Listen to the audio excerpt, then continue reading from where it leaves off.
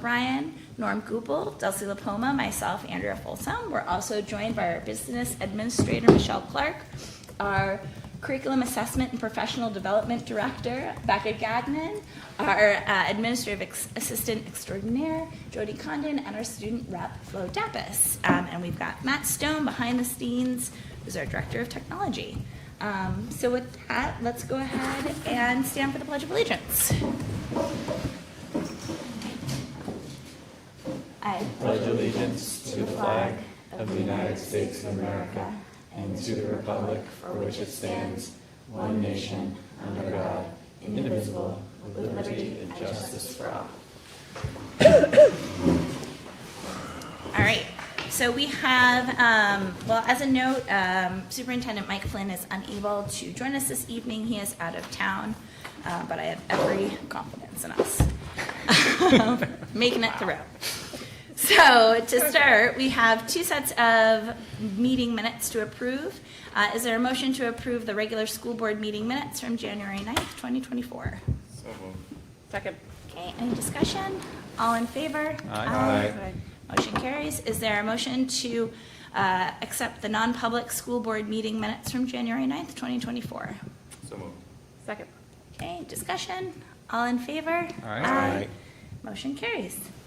And we're moving right along to the first public comment portion of this evening. We do not have any public here, so I'm going to go ahead and open it and close it because there's no public.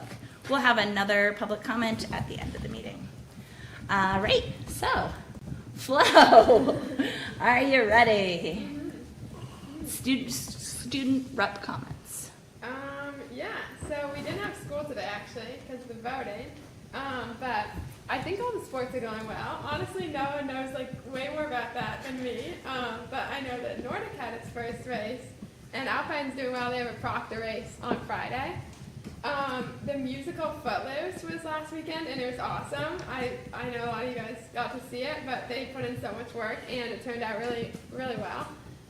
Also, last week we had midterms, in addition to our first snow day, so it was like good and bad. I mean, I don't know, some people might like midterms, I don't, but so that's the end of semester one, and we're just doing a 2-semester thing this year, for the high school at least. So we'll be starting semester 2, Thursday? Yeah, Thursday.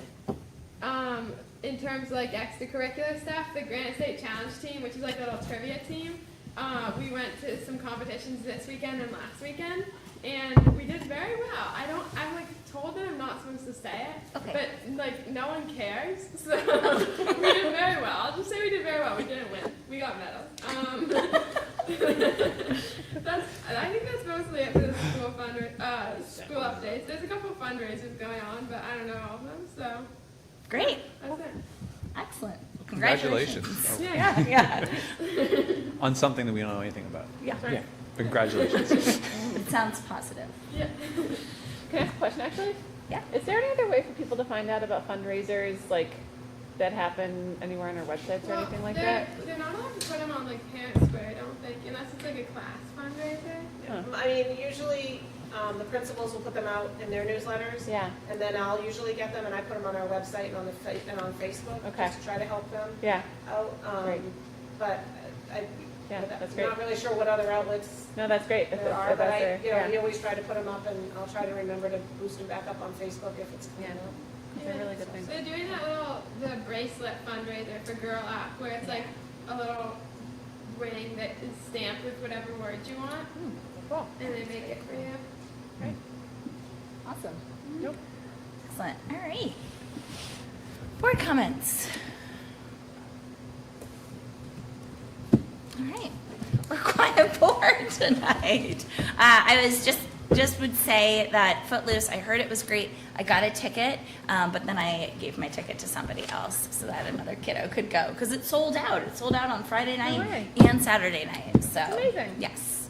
So congratulations to everyone in the musical. It sounds like it was fun.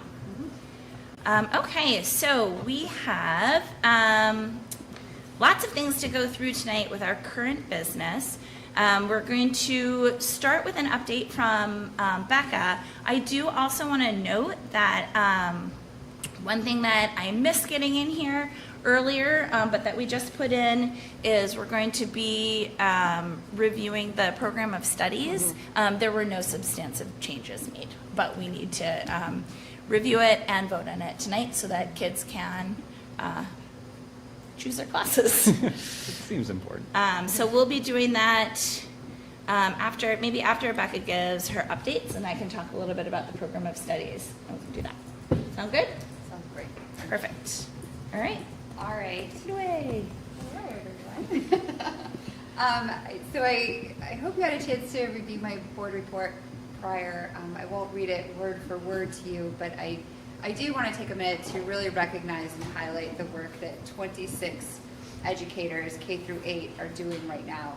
They volunteered for a work group, not a committee, a work group, that is tasked with looking at English language arts across our district, and being very intentional and thoughtful about what we have, what's working well, where are gaps, and then what do we need to do to fill those gaps. So they've met almost weekly, which is a huge commitment for 26 educators to make.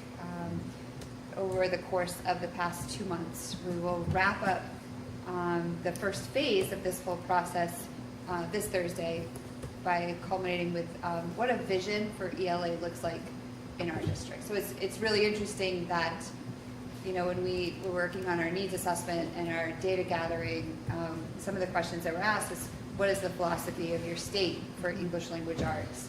And what is the philosophy of your district? And we realized there wasn't really a well-articulated, cohesive, this is what we believe in when we're looking at English language arts. So through the work of first kind of coming together as a group, developing ourselves as a group, working on being intentional about our goal for the work that we're going to do between now and the end of June, and then doing a large, basically audit of what we have, and some data gathering in terms of programs we already use, software we might use, resources that we have, programs that people are trained in, other things that we've done throughout the years, what's worked well, what hasn't, why have things faded away.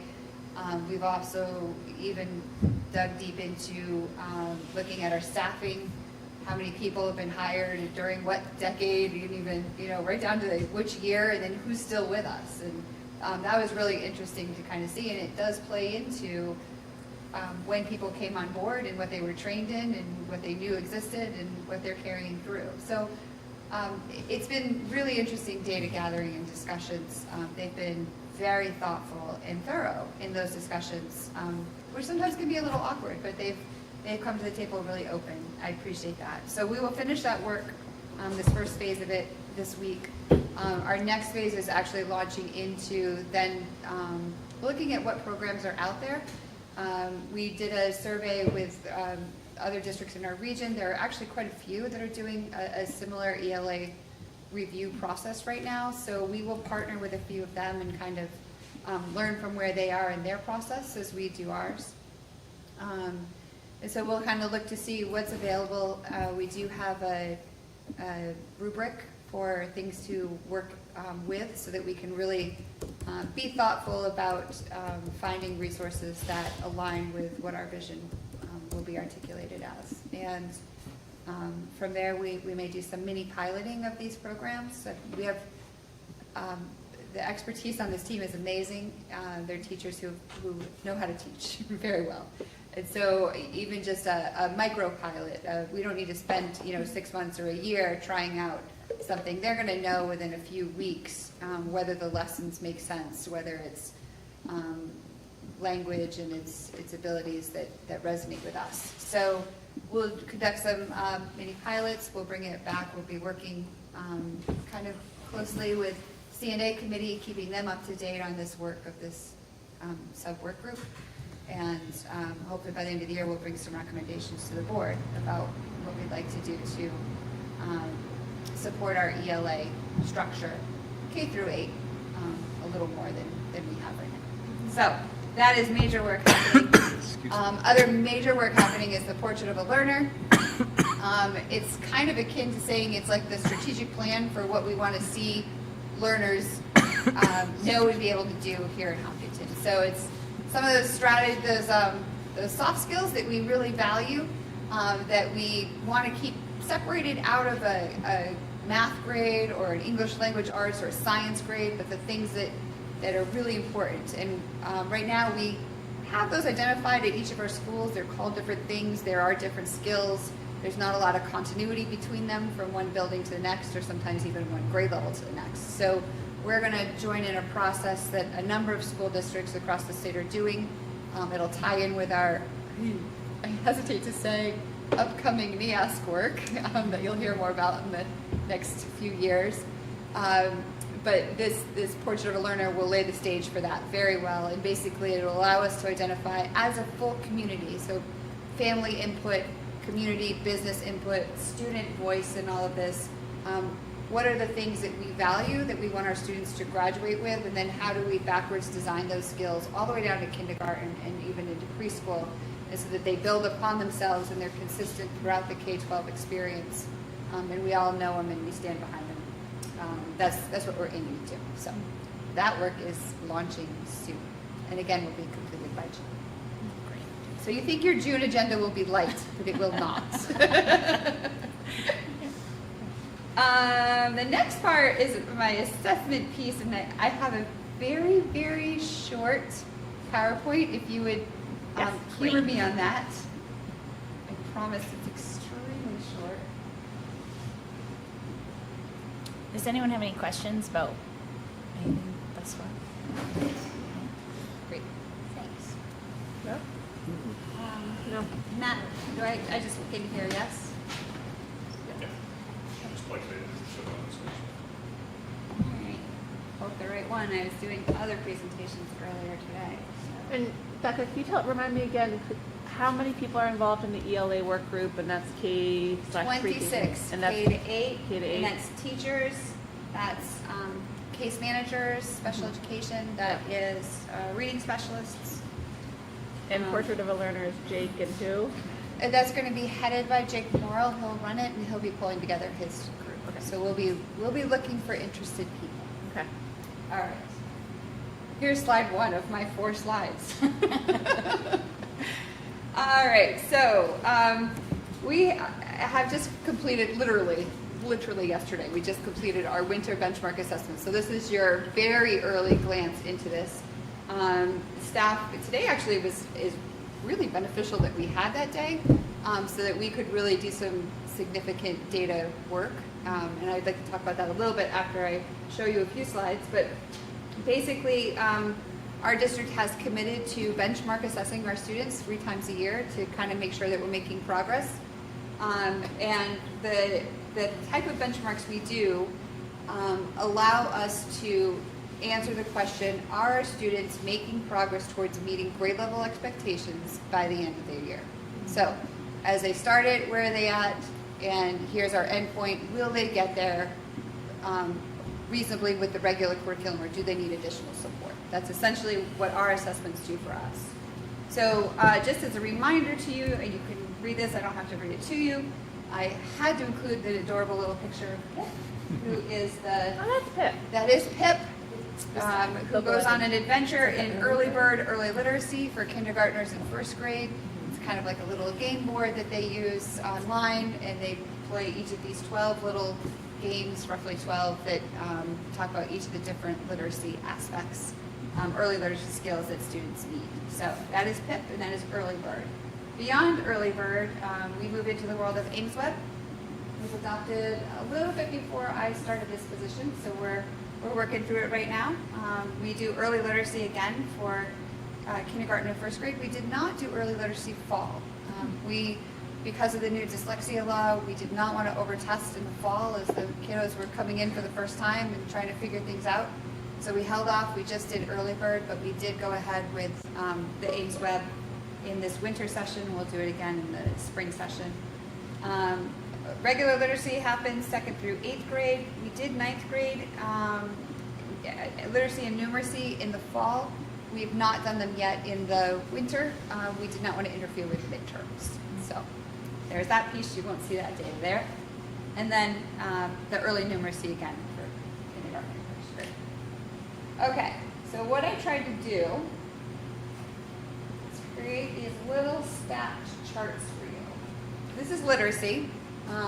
That is probably micro mini for you to see. No, it's good. It's all right. But the colors are kind of what's important. We'll say that. So this is on a 0 to 100% scale. Down the side is kindergarten through 8th grade. Remember I just said kindergarten and first grade did not test in the fall, so you just see winter for them. But then for each of the other grade levels, 2nd through 8th, you're going to see the top of their 2 bars is their fall, and then the bottom of those 2 bars are the winter assessments. The green is good. The green are students, that is the percentage of students that is on target towards meeting their grade level expectations. When you're looking at this, we would like to see a progression of that green bar, more green in the winter than we saw in the fall, right? So more students are becoming on target towards meeting their grade level expectations. The yellow area is students who will need some additional skills shored up. Often this can happen within the classroom. It does not require a lot of extra time, energy, and services. It's just, let's pay attention. They may not have gotten that foundational piece down pat yet. We need that so that they can move on with grade level expectations. And then the red are students who have some needs. We need to really pay attention. They're going to need some kind of an intervention. Could be by the classroom teacher, could be by an interventionist, could be by special education. They're going to need some kind of additional support, time, methodology in order to get back on target towards meeting grade level expectations. Okay, so I will highlight in the area of literacy, and this is perhaps one of the reasons why we said this is a year we knew this coming into this. We need to start looking at our English language arts holistically, how we're teaching. We've done some good job supporting some smaller aspects of it. That's a different sound now that thing's done. But there definitely is some more work that we need to do in those areas. That's showing up through some of the needs assessment that we're doing. It does show up in our data. So this is literacy. So ideally, we'll see green progressing and then red also shrinking, right? We basically We'd want love to both see those. red shrinking. Yeah. Yes. And do we know what happened? Well, no, that's probably not a fair question. But the only, so seventh grade is just anomalous because they're all green and then their red increased. And their yellow went away. Yeah, totally. Nobody in the tier 2 area, correct? Yeah, it's really interesting. Yeah. Okay. I mean, they're doing pretty good. Yeah, I mean, they're crushing it. It's just, they have such a funky pattern. Do you kind of feel why first grade is the largest grade this Yeah, we have some theories. And realistically, the order of how we're teaching things right now is not the same. So what's in our scope and sequence, what we teach, it's not aligned at the same rate as what's being tested. So we're seeing that a little bit in some of the areas. We're in a good, I'm going to talk about it during PD a little bit, like how teachers are working with this data, but that's some of the things that are coming up that we're seeing. So they're seeing things on the test that they have not yet been taught. Correct. Correct. That is a piece of it. Do we know the correlation of identified students within the red? So in other words, Interesting, where it's tracking to an IEP or 504 for dyslexia? yeah. Yeah. So for instance, in second grade, we've got about, from this distance, 13% in the red. Do we know what percentage of that 13% is identified, or is there any way to discriminate that, or? Yes, I could disaggregate that. I've not, literally, they finished yesterday, so we've not pulled it out, but yes. There's some. Because that's always been sort of the hedge with testing scores, right, is everybody's together, and when you see that, and you look at proficiency and not proficiency, we're not necessarily always looking at Right, yeah, students with the same current skill sets. right. This would be interesting to know. That's really interesting. Yeah. Like, is this the first time we've done such a chart like this? No, it's the first time you've seen it all This way. at once, so it might be a little more impactful when you're seeing it like this. Can I ask one more question about first grade? Did a bunch of kids come into first grade that hadn't been in the district before also? Like, remember there was a bunch of late registrations? I'm not sure the numbers for first grade. Yeah, okay. Any other questions here? Sorry, I have you. No, no. Oh, Phil, did you have a question? No. Okay. All right, we're gonna transition to math then. So, all the same things that I explained about the bars are here, although you will see, as I said before, kindergarten, and first grade, we did test Ames Web math, early literacy in the fall. So you have let me see here. Yeah, well, if you- Again, we want to see the second of the two bars, green, more students moving into that tier. Ideally, the biggest thing you're looking for is shrinkage within the red as they move from that intensive need into maybe some classroom and additional support needs into being on target. And okay. Is the plan though down the road, like take this data, let's say, so next year we do this, we'll compare what first grade was to second grade and see if that's changed? Of course, because the grades move up, right? Yeah. So there's a lot of these students are the same, you know, in that class. Are we gonna be able to look at that data, you know, year after year to see if that's improved? I mean, Yes, yes. Is it also possible to look at last year's? Because Andrew just had a good point of like maybe first grade is always funky, right? Because it's like you're actually learning how to read and do math, and you're not necessarily haven't been to kindergarten or anything because it's not compulsory. Like I wonder if there's just like a bias, like a sampling bias for that grade. I can have a lot of fun with I a know. lot of data. Uh-huh. Yeah. Cool. That's great. Okay, so that's it on data. Oh, can I ask one more question? Yeah. So a couple of years ago, we started a new math program. What grade does that start in? So now it is in every grade. This is the like first K year. through 8 every grade? Yeah, K through 8. This is the first year for 8th grade. Yeah. Second year for 7th grade. And then everybody else are in the 3rd year of it. Got it. Got So it. we Got it. started it during COVID, which was awkward. Yeah. But yes, we're in the 3rd year.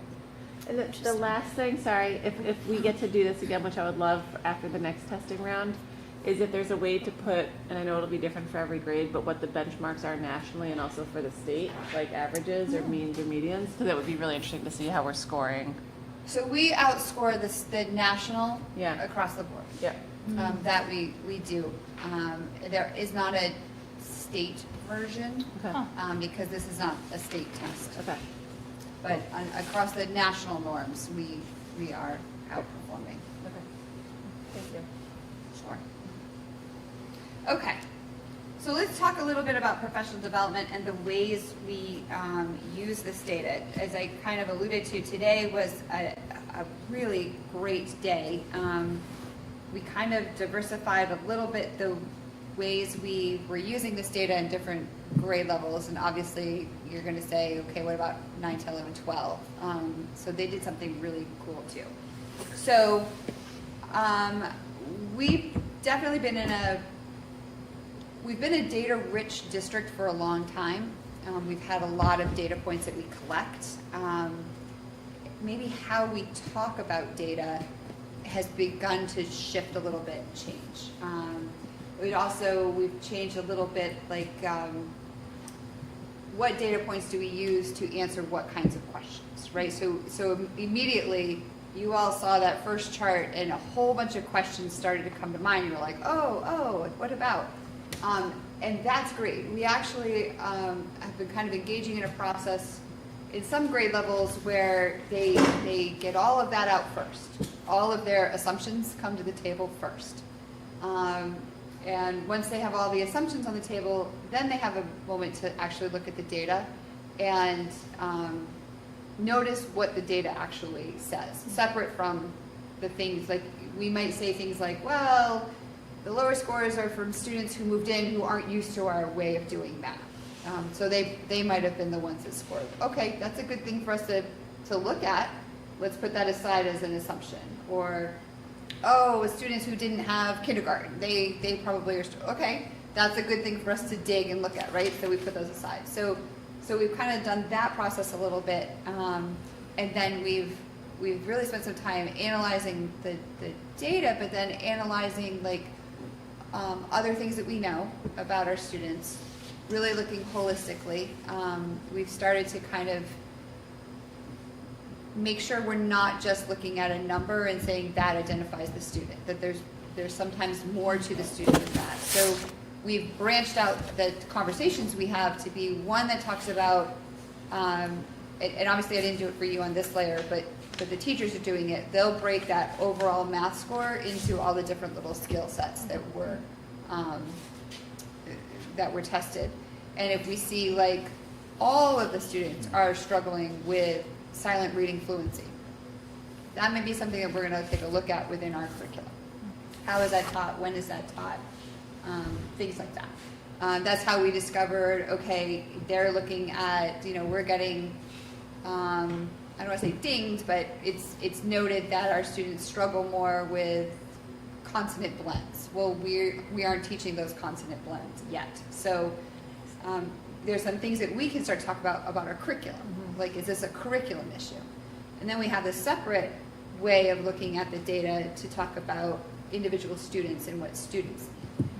Are there small groups of students that need like things that we can group them together during what we call win time, what I need, that we can group them together in a small group to help them shore up that skill. And then in a few weeks they flex back into the larger group and we move on with something else. So we've been very intentional about how we group our students during certain times of the day to make sure that they get the skills that they need. And then we also look through the lens of just individual students that may pop up for us as needing support or as needing enrichment. That's a really big piece as well, right? So those students that we showed you green, for us when we really are drilling down, it actually is shades of green, and there are some that are very, very blue shades of green.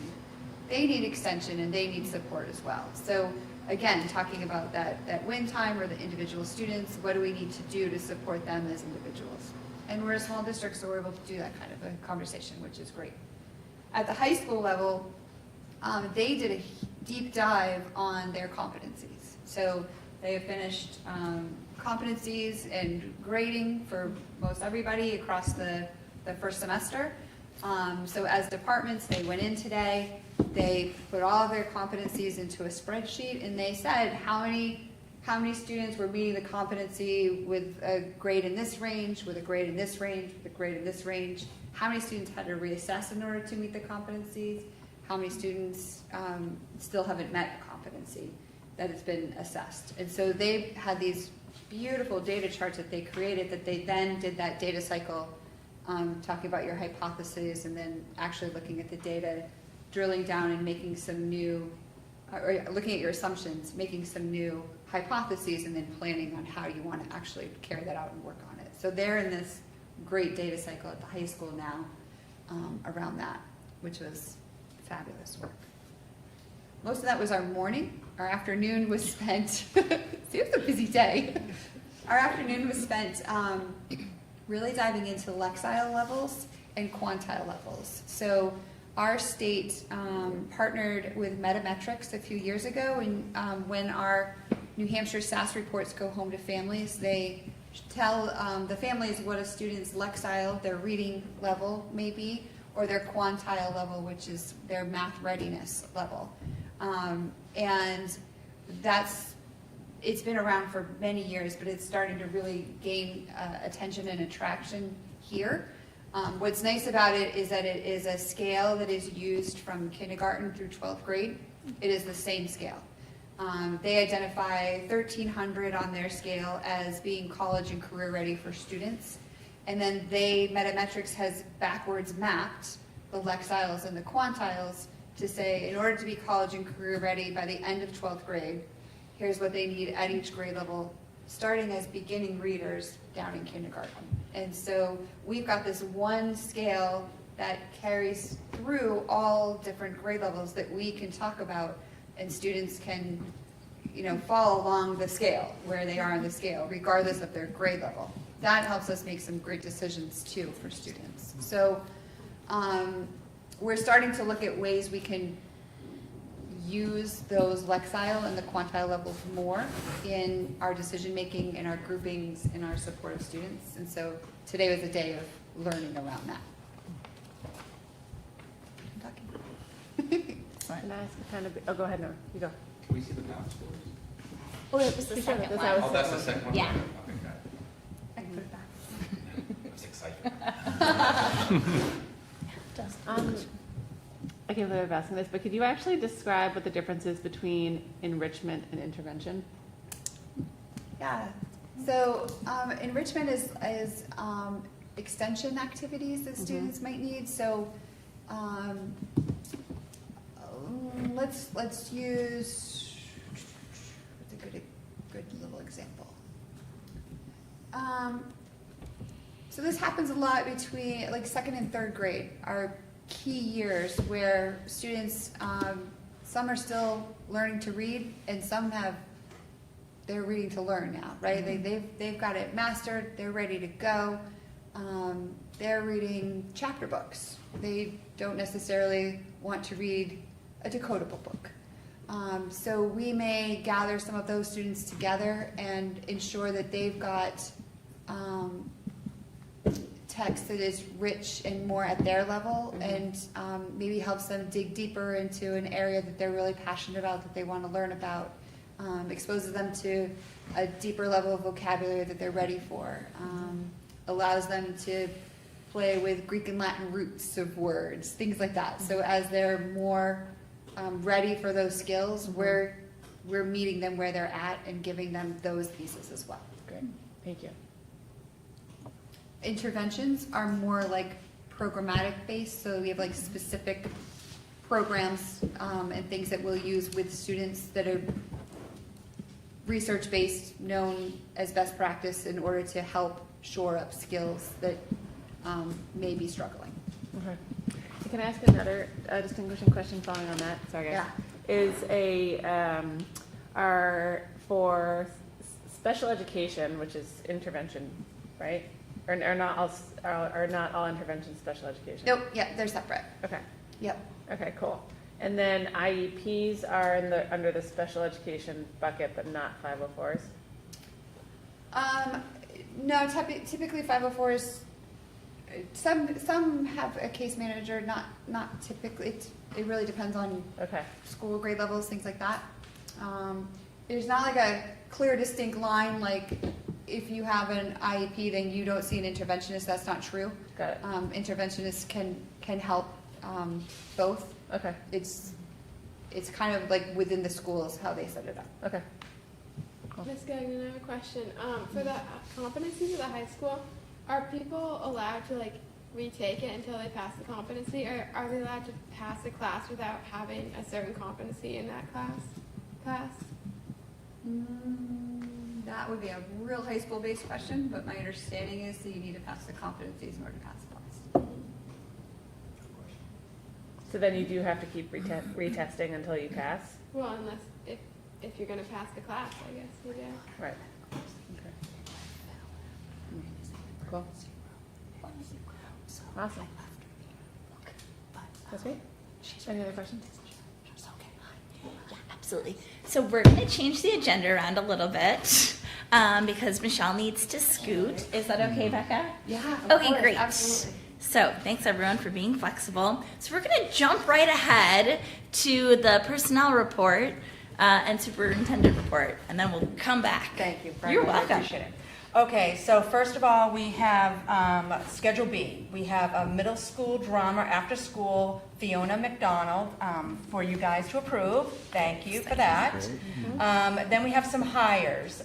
We have a inclusion assistant for the middle high, at the middle high school for Rebecca McKenzie. And then we have Patty Connolly is going to come and be a long-term sub at the middle high school for physical education. And Michael Zahn is going to be a tutor up at the high school for a student. He's an IA right now at Harold Martin. So those are for new hires. We have a donation. In the future, at a future meeting, we'll have them come and talk. I thought it'd be important for Mike to be here, but I did want to get the ball rolling so that we could get things in process and ordered. But thank you to Hopkinton Public School Foundation. They are giving $3,750 for drone curriculum and equipment for Mr. Christie's classroom at the middle high school. So thank you for them for that. And the last item I have is a budget adjustment that's totaling $100,840.83. This is totaling for early retirements for teachers as well as for the early retirement and vacation payout for my payout rather than including it in the budget to make it not impact the budget for next year. Looking for approval. Great. All right. Any? So that's been taken out of the surplus already? Yep, So what and that's we're- already been accounted for in my prior financial okay, so statements what we're that I've looking at already accounted last for. meeting is the current balance, okay. Yeah. Cool, all right. Yeah. Thank you. Make a motion to approve? Thank you. I'll Second. Woo! All right. Any further discussion? No? All in favor? Aye. And opposed? Motion carries. Thank you, Michelle. Thank you, Michelle. Sorry, thank you. No problem. Thank you. All right, there's that. Here's this. Thank you. Okay. We'll give you a moment. All right. Anyhow, my computer's being weird, so I can't get back to anything. Thank you. All right. Okay. So thank you guys for being flexible on that. Pivoting back, were there any other questions for Becca that folks had about professional development or assessments? Do you have all the tools you feel in order to help these students who are struggling in literacy moving forward? Or is there something that this board needs to look at in the future in order to help improve these students? That's part of what our ELA work group is working on. So we can get back to you on, I mean, on our, you know, yeah. It's something that, when you look at the data, you want to try and find a way of improving this work, obviously, what we see. And I know we just went through our budget process and stuff, but just in the future, is there something that we're targeting that we really need to look at? So you guys have a committee that you're currently. Yeah. Yeah. Sounds like by June we should have By June, yes. more Our hope. information, which is great. Excellent. You're working So, in connection with Becca's work, and part of what the Curriculum and Assessment Committee has done was again looking at the program of studies. The Curriculum Assessment Committee did vote to approve it and move it forward. There were very slight changes. There is a single page memo, but I can go over it as well. So the first thing that the Curriculum and Assessment Committee, we heard from Stein Brand, one of our science teachers, and we're introducing a new class this year that the committee did approve, which is called Mapping the Nature of New Hampshire. And this is I want to say it's like ecology and GIS mapping kind of combined. And so this class is going to be running every other year, and then another class is going to be brought forward next year for the curriculum to look at, which is having to do with the stars. The other day I called it astrology. I was Astronomy. Astronomy. Yes. That's what we're looking for. Not tarot cards. We will not be reading tarot cards. Tarot cards. That'd be much more fun. There you go. The other changes, we have social studies with some just when electives are running, and then a change to the course descriptions. So not an actual change to the courses, but just a change to how they're described within the program of studies. I know that this is a little bit of a last minute thing, and I apologize that I did not move it in here earlier. I didn't know if there are any questions, discussion, anything anyone needs. Otherwise, we'll be looking for a Can motion you to ask approve this. Mike, Yeah. just on the, I'm just scrolling through here, how many students are partaking in independent studies? Do Either you know last that semester or this semester?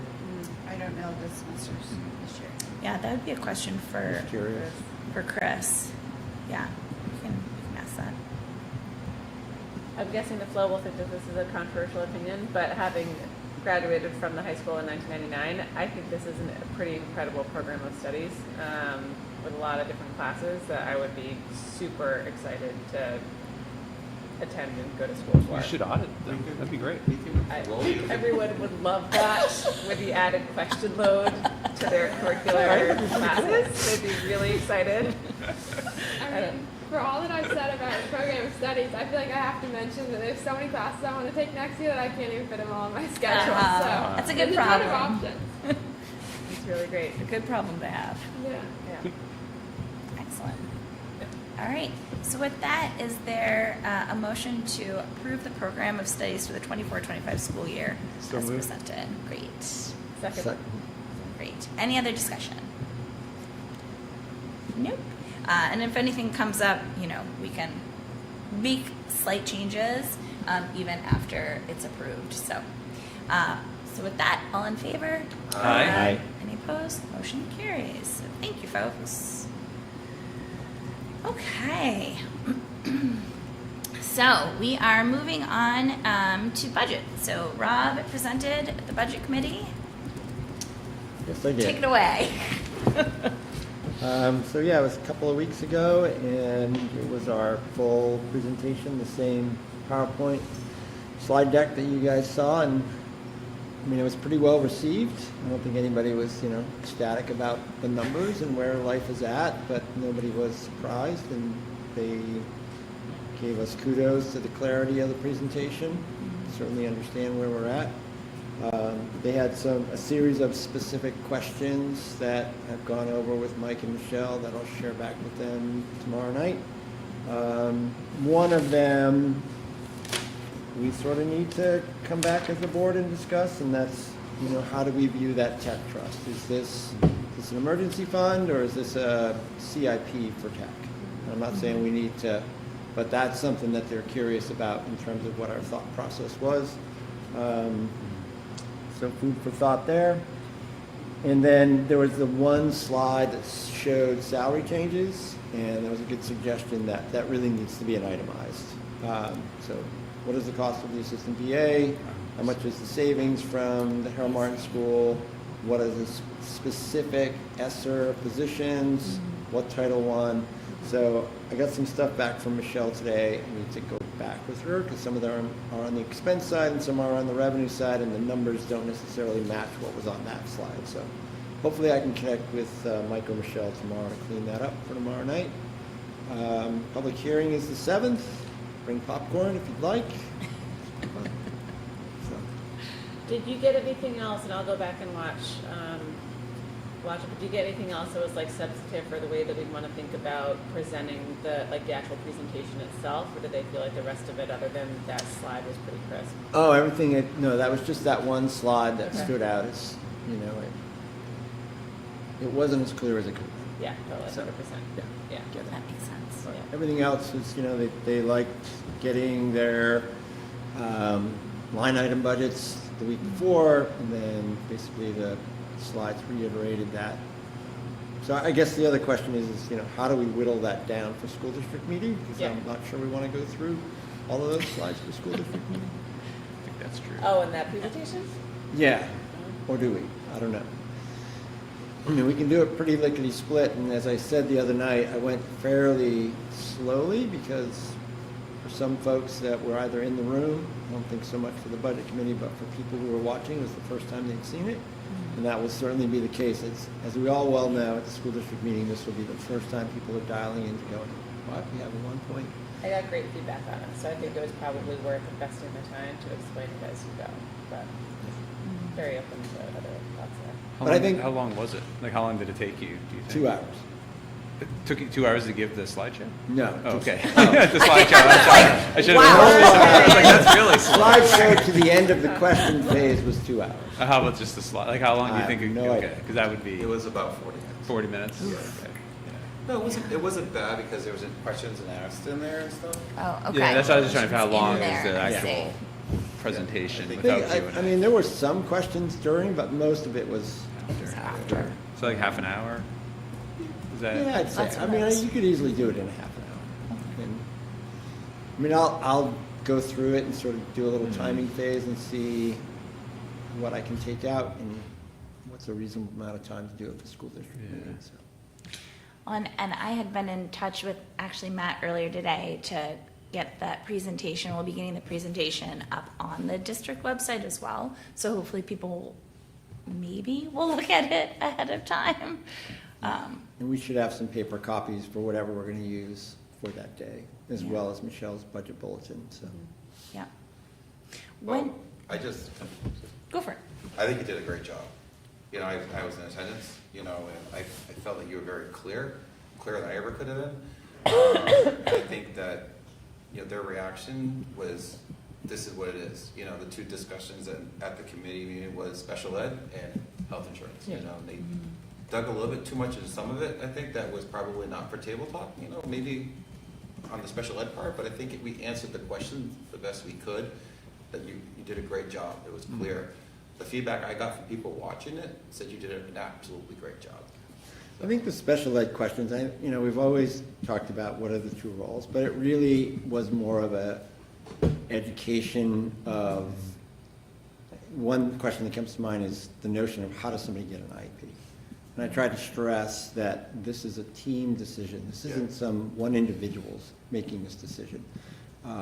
And that's the nature of what we do. And once that decision is made, then we need to put all of the supports and constructs in place to execute, to give the student what he needs or she needs. So, you know, I think the budget committee is in a really good place in terms of balancing, not having a school board meeting, having a budget committee meeting, and couching things in financial terms. And yeah, I mean, part of it is educating. They've got a lot of questions, and you know, so. I think the other thing with special ed is that, you know, as a public school, we are tasked by law for caring for all students and providing an education. And so oftentimes, not often, but sometimes the costs associated with special ed are not for students who are walking our halls. They're students who we would love to have in our schools, but just require an additional level of care. And I've had that conversation with a couple of folks who I think sometimes that piece gets a little missed. You know, we always try to start here, but if we can't, financially we are charged with making sure that kids, receive that adequate education until age 22 now. I mean, so it's not, it doesn't just stop at 18. When do you need to hear back about the like tech trust? I think we should probably have that dialed in by the time we have our hearing in February. Right, that so people have maybe a by sense as like to what- next meeting, we should talk Yeah. about that, so we should come with ideas and prepared to talk about it. Is the tech trust, is that involved, that's not involved in our budget process this year, right? We're not pulling any money, and we're not adding money, right? We're not pulling any money, we're not adding money. Okay, so for the budget committee, do they need the answer? No, it's just, you know, I actually brought it up in terms of the various trusts and how we see them. Okay. And that it was a discussion that we were having. And they're curious because our perspective can change the budgeting process some. Like, you're using it to tap into as a CIP, or are you using it to tap into because somebody tapped into our server and it blew up? Yeah. But that didn't happen, That didn't happen. just to be clear. Can you share a little bit about their feedback about how we are going to potentially allocate our resources for the maintenance trust?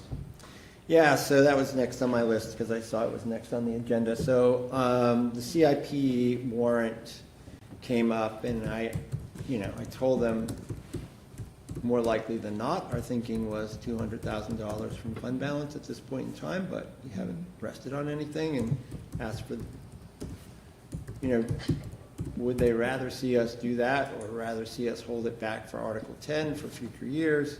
And the overwhelming consensus was, if you've got $200,000 Use it. from fund balance, use it. And we also talked about that percentage target of 2% that we got from the municipal association. So, you know, if we're looking at 600 or 700, then we always know that we can pull some for tax from Article 10, we can pull some from CIP, and then that becomes a number that's just rolling and also protects us during the year. And that, it's the protection during the year that I think some folks still need some reminders about, that there could be a year when it's zero, right? I mean, lots of things could happen, but, so yeah, I mean, overall, I thought there were some really good questions that were asked about, you know, Medicaid revenue. So our special ed costs are up. Does that mean our Medicaid revenue is up? And the answer is probably not. So it was really around transportation costs, and there is no, you don't get increased revenue from Medicaid unless there's a monitor on that bus, and then you would, but Yeah.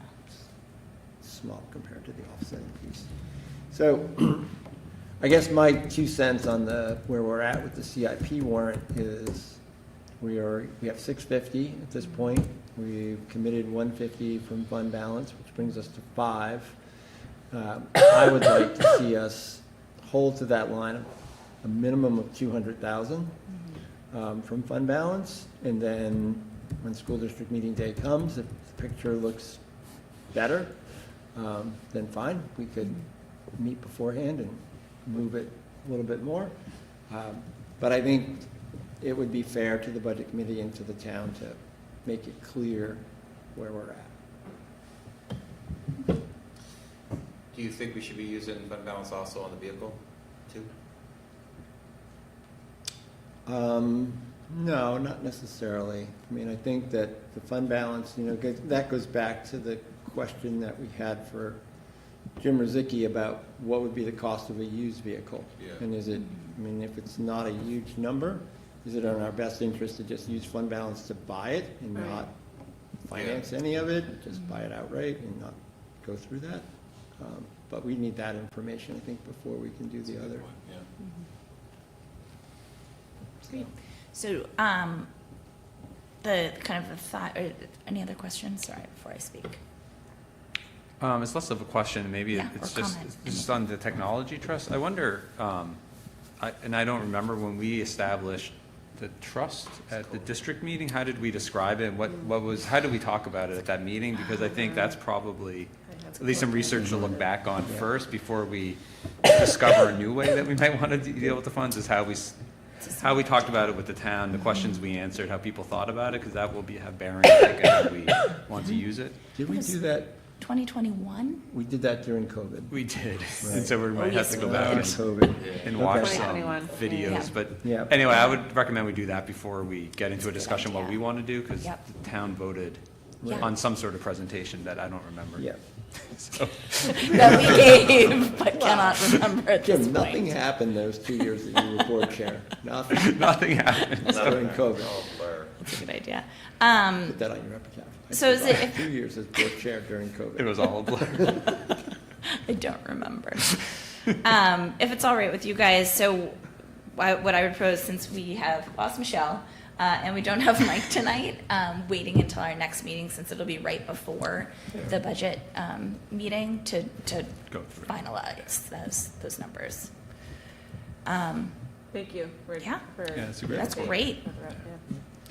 Yeah. Just- And- yeah. I understand we have a budget committee meeting tomorrow night. I also understand there's going to be pie there, so I'm very excited.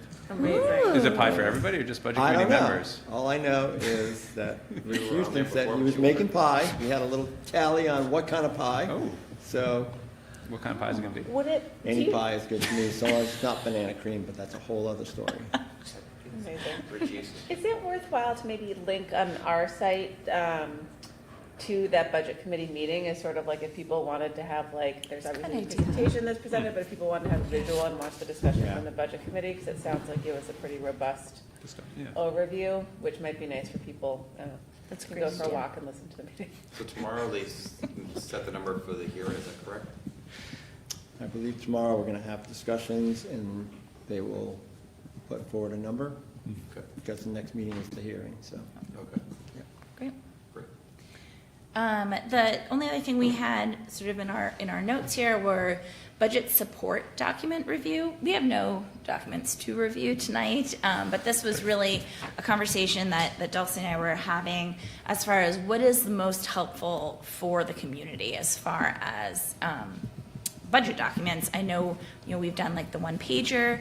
I know in the past we had an FAQ document, which I thought was really helpful, and I think especially in a year like this, it would be really helpful. And I'd be happy, to take a stab at that. I think you started a stab I started at that. drafting Never mind. questions that I can share with everyone of like what are the most frequently asked questions around. But I think we can probably all contribute to it and then divide and conquer on answering some things and then preview it. And then the one pager I think is great. And we can do that maybe at the next meeting. We'll bring that as well. So it's a little bit of conversation. Anything else? I also started reviewing the budget bulletin to do just another brain on it. So I'm going to talk with Mike about it tomorrow. Okay. Because it's a hefty document that has a lot of information and you can just use another set of eyes. And then I guess the last district meeting / budget thing is I did submit a district report. I shared it with you guys. It'll be in the report. I just did it how I did last year, which is just reporting out on our goals. It's very helpful to have goals and thanking folks. That's it. All right. Good. Wonderful. All right, so moving on, we also had on here this nice light lift of a strategic plan review. So our strategic plan, as you recall, was created in June of 2022, and it actually covers 2023 through 2028. So this is really our first year in the strategic plan. So I took a stab at, basically I took the part of the strategic plan, which is on the website, so everyone can see it, and kind of go through the first part. You'll get down to our actual goals. And I sort of divided things into if a goal is, or if an action step within an objective, within a goal, is complete, in progress, or it's an ongoing thing. I'm not going to go through every little bit because we will be here for an hour. What I would like though, and I've seen this on other district websites, is basically once we've done a review and we've added everything we want in here, we can put this up on the website so that the community can also see how the school is progressing or not on any goals, objectives, and action steps. I'm also totally open to, like, if you absolutely hate the complete, in progress, or ongoing, can change that. I have no ego in this. I just wanted to at least get us started. And it was interesting to see, for me at least, I spent a couple of hours on this, what action steps we've either completed right away, so some of the safety things we took care of immediately, things that are sort of ongoing forever, like provide status updates regarding plans on, what is this one, on school climate. That's going to be an ongoing thing. It's never going to be complete. As well as things that we just have not started yet, but knowing that we have 5 years to complete them, and then we'll create a new one and do this all over again. So I didn't know if there was anything in here that people either had any reactions to or any additions or wanted to highlight. I think that we are doing better than O's on, well, I guess ongoing action. Yeah, that's right. Yeah, so it can never be a complete. Right.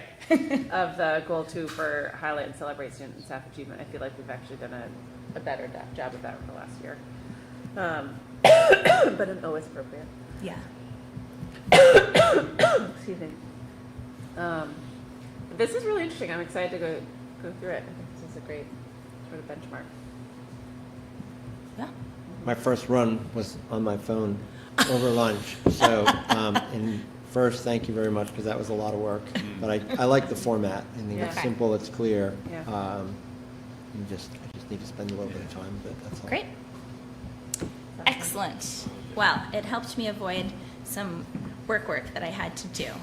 So I had a really enjoyable time really digging through this. And it is really neat to see how our goals, we've worked hard for the past 2 years to connect our goals to our strategic plan. And so it's neat to see those things supported. And it also points to areas that we still need to work on.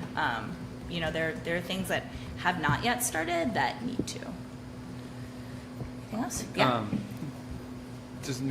Just a thought to put in your back pocket for a later date. But I just wonder, I think this is great. And so I wonder if there's a role to play, and we had a community group to help us put that together. I just wonder if there's a role to play on the assessment side of non-school board members looking at some of this stuff. And so anyway, just an idea, tuck it away, use it at some point. But that might be a way to share sort of what we're doing, get some more eyes and input into the grades and report that you're giving it. Yeah. So something else to manage. Don't know how to do that, Yeah. but I will think At some point, it doesn't have to be in this Yeah. review, but maybe in future reviews, try to bring in some community members or parents into it. Yeah, I'm like just off the cuff thinking, even in like year 2 or 3, like midway through, but early enough that you can change course if need be. But I really like that idea because I think that the group that put the strategic plan together were so thoughtful and a pretty varied group and pretty representative of our community. So, excellent. Yeah. Anything else? No? Excellent. Thanks, guys, for not slogging through that with me. Okay. So, yep. Did you have a thought? No, we should talk about it. Yeah. Okay. So up next, we have the school calendar. So we've looked at this as a group twice. Tonight we are going to need to vote on it, but there have been some changes, and I know there have been some questions. And I prepared Becca that she gets to be the one answering these because I think a lot of these are related to professional development. So I don't know if you want to give maybe an overview. I know as a board we haven't really we've looked at the calendar together. We've not discussed the calendar in depth at all. Okay, so I don't want to repeat anything you already know. Okay. So this calendar is colorful because as we were developing it, we were trying to be really intentional about a number of things all at once. So the first bright color to kind of emphasize would be those blue. We wanted them to be bright blue so that we made sure we had the correct amount in place and that they were identifiable as our professional development days. So that will be one change you've seen from the last calendar to this calendar. We had our 9th professional development day. We were trying to find the right place to put it. As a placeholder, we had it after the last day of school. And it was waiting to move until we heard back. We're going to be doing some partnering with a national expert on grading and reporting. So we were working with his people and his schedule. We've confirmed that he is actually free on Election Day, November 5th. So we are going to make November 5th Election Day our last professional development day. That means we've shifted the next color in line, which is probably that light bluish. So we've shifted parent-teacher conferences to be on the Friday prior. In November? In November, yes. So November 1st would be parent-teacher conferences. Okay. The 4th would be that second parent-teacher conference day that middle school needs. And the 5th would be a district-wide professional development day. But we have school on the 1st. You do not have school on the 1st. School on the 1st. So there will be no school on the 1st, 5th, and 11th? Correct. Or the 4th, right? The Or the 4th 4th for middle school only? Oh, Right. it's middle school. Yeah. middle schoolers wouldn't have school. In November. I missed it because the 1st isn't highlighted. Can we do it? Oh, it's not Yeah, highlighted? can we It's a different color. make that gray? Can we do that? So we should say no school parent-teacher conferences. Would that help? Yeah, it's because it's not listed in our draft either. Oh, are you looking at a different one than I am? That Well, would make me nervous. We're all in here, Does this so, have to be approved tonight? I think we're supposed to be. This is just. because this is our third read of this. This is our third time looking.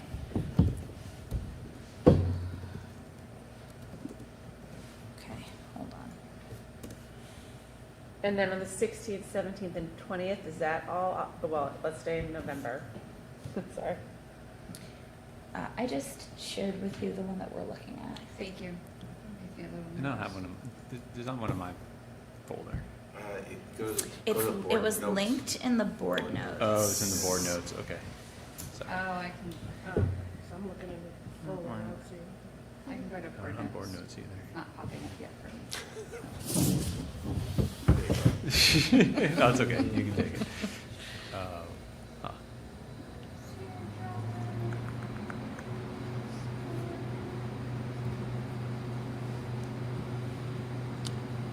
Did you want me to text it to you?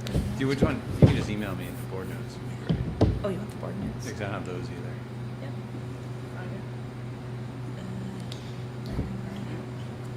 My only feedback on this is having a PD day after the last day of school. You better have something really snazzy planned. Well, that's why we shifted it off. It's It was- gone. It was only there, you're not looking at the, No, so we must not be looking at the Oh, most up-to-date Thank you. one. Okay, well, that's good. Maybe this will Yeah. feel Okay. less. Different. um, Do you want to, can you share a better one with us? yes, I can. We are so flexible tonight. Look at us just being very flexible. Great. Mike is going to be like, never leaving you guys again. Well, yeah, and I think that I have like three structural questions about school calendars in general. Broadly, everyone's favorite. I have three big questions about school calendars. For me?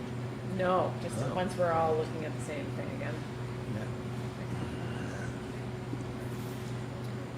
Flo.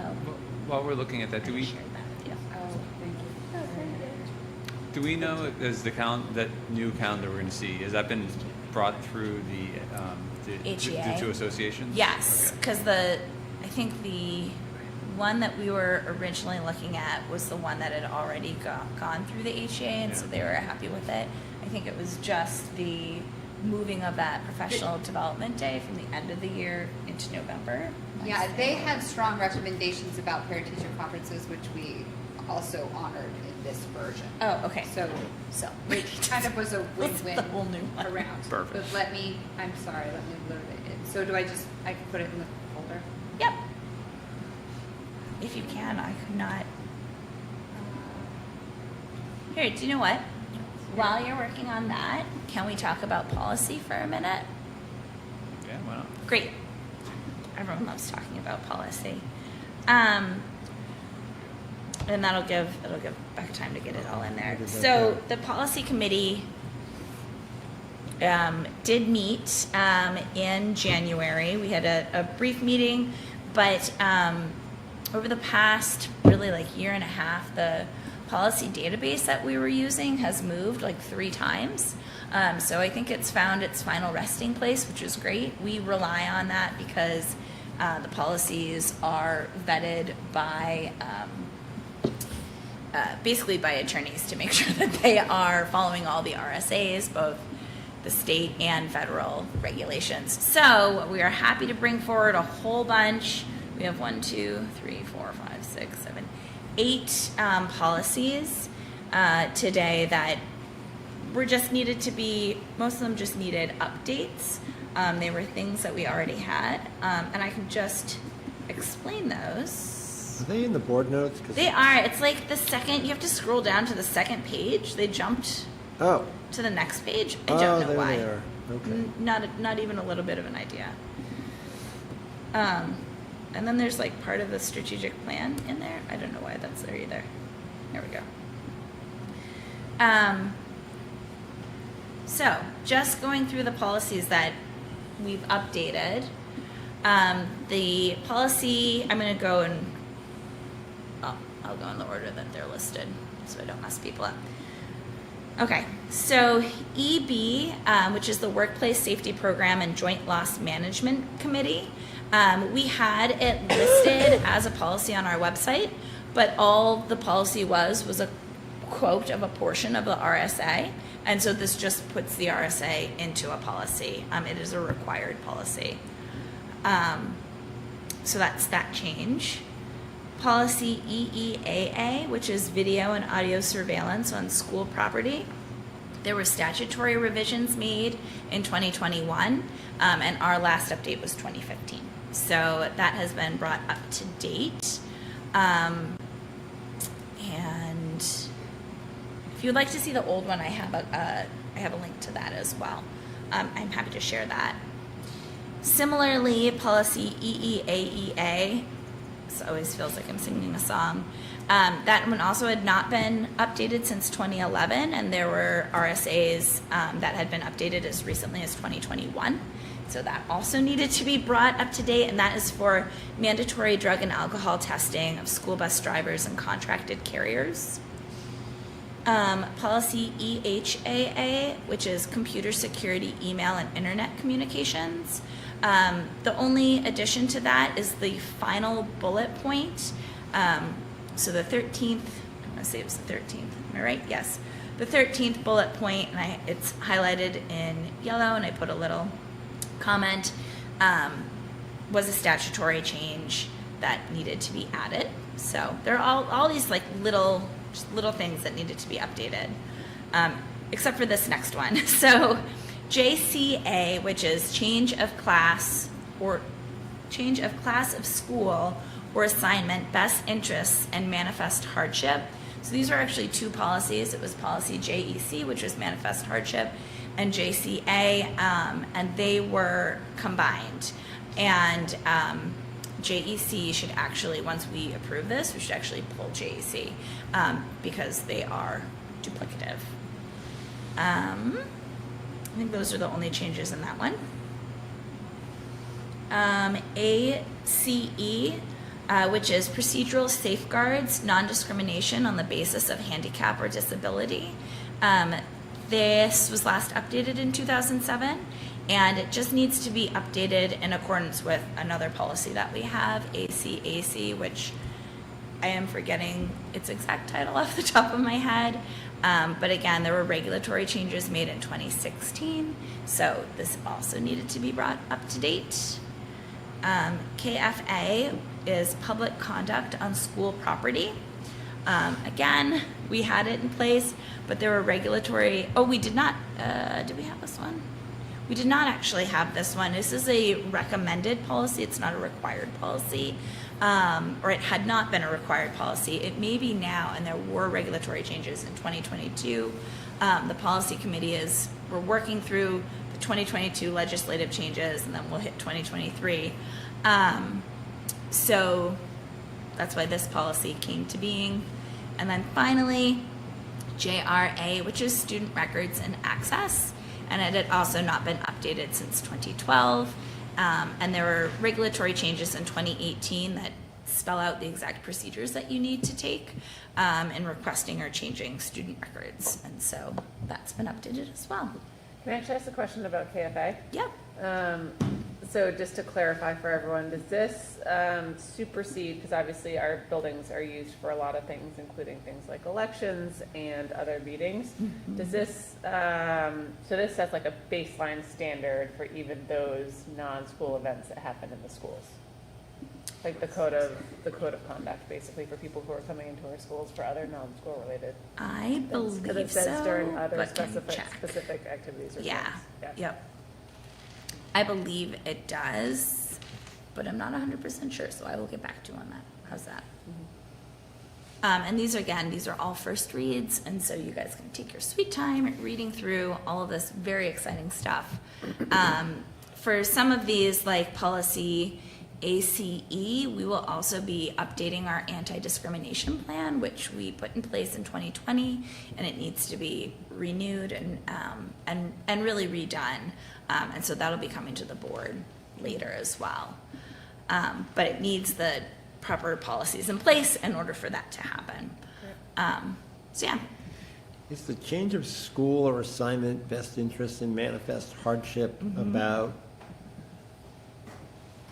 moving a student from one class within a grade level to another, or is it literally moving a student to an outplacement? it would be moving to a different school if, for a reason that is not because, I believe that's not like educational necessarily. So it may be because of like a school culture that doesn't fit for a student. I think it's a pretty tricky threshold because the manifest hardship means that the district would have to pay for the student to attend a different school versus a family just choosing to send their child to a different school. So there are pretty high thresholds as far as how one can meet that standard if it's not related to like what we were talking about earlier.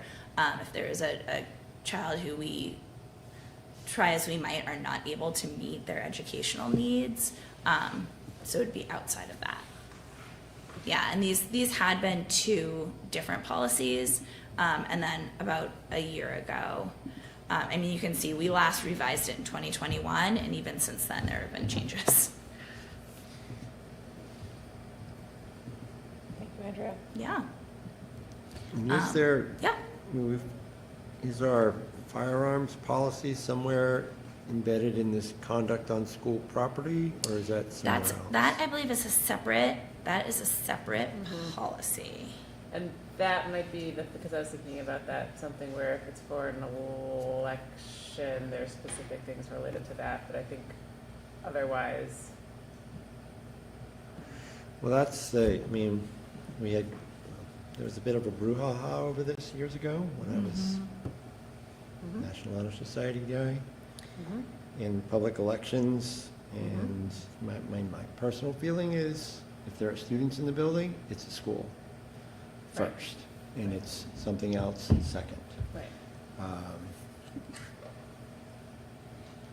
And our primary duty is to provide a safe environment for students. So Yeah, I think some clarification of that would be yeah, good. that's great note. Yes, I think I cannot find it on the spot. Okay. But I believe we have We'll look for it. a separate one. I thought it might be the JICK, which is People Safety and Violence Prevention Policy. JICI against weapons in schools, yeah. JICK. Oh, or JICI. That is not our school. First point, okay. So yeah, but I think that's one that once you read it, if you have other thoughts on it, let us know, because we'll be having a more in-depth discussion about it 'Cause that, at our next policy I mean, meeting. as everybody knows, this collides with the open carry law in the Yes. state of New Exactly. Hampshire. Correct. Exactly. So I think we need to be clear about where we are and what we're willing to stand up for. Happy to have a discussion. Yep. Excellent. So also on the policy side, we have two policies that have gone through many reviews or many looks at this point. So we have both CHB, which is Board Review of Procedures, as well as IKFC, which is alternate diploma for students with significant cognitive disabilities. And IKFC, there were a couple of additional policies that will also be coming for first reads that were linked to this policy, but we feel good enough to bring it to a final read. So hopefully folks have had ample time to check those out, and if they seem okay, we are looking for a motion to approve these two policies as presented. So moved. Great. Excellent. Any discussion? All in favor? Aye. Any opposed? Motion carries. All right. So on our Back to calendar. back to calendar. What's up? That's a PDF So calendar in is the folder in the folder as a PDF. called draft Draft thoughts for the 2024-2025 HSD calendar. Yes. Okay. You're 100% correct. This is the right one. Becca would know. Yes. This is the one that, yes, Mike and I were working Okay, so from. if we vote on I have a bunch- now I have a bunch of Excellent. questions. Yes, this looks great. That's fine. Yeah. I just want to make sure that we're having the right calendar because it was a little discrepancy, so. Yeah. Yep. Okay, so can I ask some questions? Sure. Okay, so one. Or wait. Or go ahead. Just Do you want one to talk? moment. Sorry, Is there sorry. anything else that you wanted to present on this one? Now that we're all looking at this, so we can all be oriented. Sure, yeah, Prior to asking maybe we'll questions. do a little bit of that. So, this calendar, I will say, it aligns very closely within the requirements, by the new, I think the technical advisor may be an RSA. We're asked to align as best we can with our regional centers. So Concord Regional Tech Center is our regional center. So all the schools that send to Concord need to try to align with their calendar as best as possible to mitigate students missing school. We also mitigate because we run our buses for those students on days that Concord's in that we're not in. So we are relatively aligned to that. That's maybe one of the highlights. The model of having 3 professional development days before students come back to work on collaboration, coordination, planning, and prep seems to work really well. We'd like to continue that, as did the day for just new teachers to come in. And so we have that actually at the end of the week. It seems to work a little bit better when they can get into their spaces and orientate themselves and know a few faces before we start to explain a lot of things to them. So we shifted it to Friday this past year, and we're asking to do that again. We did take feedback from teachers on this calendar. I know that Mike worked with HGA and Hess regarding the calendar. So there are the 9 professional development days for teachers, 3 professional development days for instructional staff. I think that's pretty much, we tried to maintain a lot of continuity. We did move professional development days off of Fridays, especially in the latter half of the year. We're hoping that will keep us a little more perky and ready to work, not having it on a Friday. I'm interested. Okay, yeah. Well, that was one of my questions because I'm not so. Obviously, the last couple weeks I think have been tough for parents with time last week and short weeks this week, and so I'm trying to think about also for parents like what's PD days are for teachers, but it's also a big thing for parents, and I don't know if it's better or worse for all the families in the district to have PD days more closely aligned with the end of the week, just for childcare or work purposes. Yeah, it's hard in the middle of the week. Yeah, that's the only other, I mean, we can trial it, but I think it's a big consideration to think through. I think it's why we didn't move them all. Right. We just moved a Yeah. couple. So And it looks like two of them have Yeah. been moved. And then there was I know red is supposed to be last days of trimesters or semesters, but then on January 17th, that looks like it's a no school day along with the 20th, is that right? So, but not all of the red days are no school days, right? So we can fix the colors for the calendar that we published. Published, I think yeah. in this draft version, it was more like days that we were trying to keep track of for Yeah. different I things. see. Yeah, So it does not need to be this colorful when it goes public. yeah. Who Yeah. does trimesters? Elementary. Yeah, I think the light green is helpful to see assessments, but it just needs some kind of key. yeah. And could we, is there a chance that we could change January 20th from Civil Rights Day to MLK Junior Day? To like appropriately recognize the holiday? I apologize, yes. No, that's okay. And then finally, this is more of a I'm not going to use the word pedagogical, but I guess philosophical question. If you look at June, I could be crazy, and I'm going to sound like the old lady who was like, I walked uphill both ways on the way to school. But June 13th still, I mean, I know that that's probably when most schools get out, but it still feels like, earliest for me, is that like when everyone basically wraps up now is like the second week of June? Is that right? Am I the only person that feels like that's early? I think it's great, personally. Yeah. I think it's awesome. I would think love when to it have the extra goes- week and- Feels When it goes longer, It feels we're all early. just melting. Yeah, yeah. Although I wonder if that's the first last day of school, and you know how there's always then a Yeah. last day of school. Yeah. Oh wait, there it That's is. the 16th. It's the 16th. Yeah. Oh, Yeah. So Huh. yeah, I mean, and this probably goes back and forth to like pre-Labor Day, post-Labor Day, but. I mean, it also like there's an entire week of school in August. I don't know. I feel like we don't usually have that. Well, we don't have the 30th. Yeah, it's 4 Oh, days instead yeah. of 3 Yeah. days. Totally. Yeah. Yeah. The other piece of this is seniors by statute can only graduate 5 days earlier than the rest of students finish the school year. If snow days extend, then that's allowed, but you have to set your days Huh. accordingly. So if we want to keep a tradition of when seniors graduate, that's also Got it. part. Okay. And also, does it make sense to have the new teacher orientation day before all the PD days that they go to? So we tried it both ways. Yeah. It actually helps when they can get into their buildings, they can meet their mentors, they can Yeah. meet their team, Okay. they can see their classroom. Sometimes in the past, when we were doing it before, they hadn't even really, other than a quick tour of their school, they hadn't seen anything yet, and we were giving Yeah. them information that they didn't have a framework to assimilate it into. Yeah. So this past year, we did PD days first, and then the orientation day. Yeah. And we've shifted off, it's not really like, so this is where this is, and this is how you do that. Like, our mentoring is a different kind of program now, Yeah.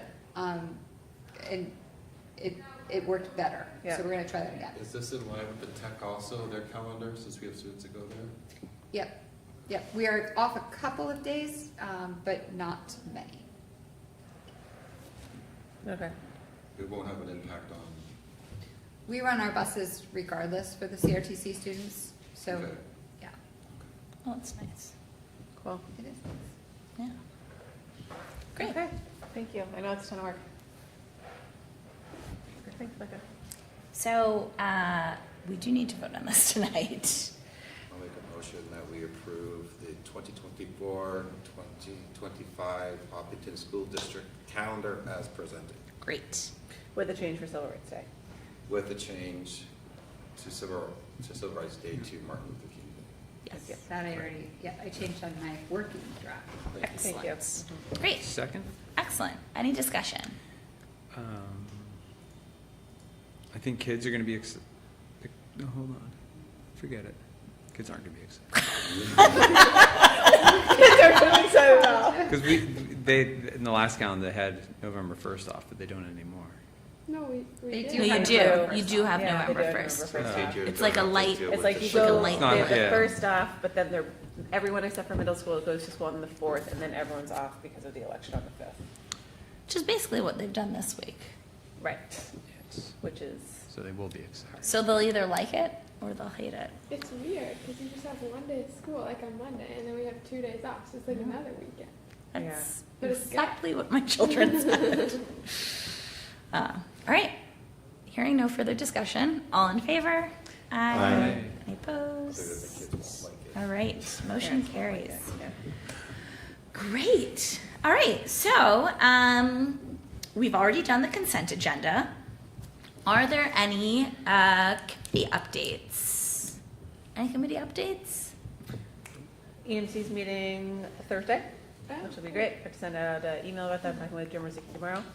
Okay, it's Energy Management Committee. Mm-hmm. Safety, This Thursday. Thursday? okay. Not last Thursday, right, Norm? No. Someone texted me, I'm like, what? No, so safety meets this Thursday Yeah. at Harold Martin, and then I'll swing over to EMC. I'm going to try to move it to Harold. Yeah. Oh, fantastic, Jim. Yeah. Thank you. Yeah. Appreciate it, Jim. and I. Chelsea, are we gonna talk with like heat pump people or something? Yes, Yeah, that's the goal. Yep. Great. CIP, are they meeting? Have they met? Oh, EMC, yeah. Sorry, I keep saying CIP. Who is this? I'm sorry. CIP. No. Okay, that's cool. Finance, you're doing budgety things. which is great. We haven't met. So. Yes, policy, I just updated you. The CNA committee That's basically Becca's. did meet, and that was what Becca presented, so that's it. Great. So with that, we're at our second public comment portion of this evening. We do have a little bit of a public. Any public comment? Nope, doesn't look like there's any public comment this evening. So any other business, old business, anything else we haven't talked about that we just like really want to talk about right now? Great. So there is no need for a non-public this evening. Thank you all again for your flexibility. We will see you in February. Yeah. Have a great It's the best. rest of your week.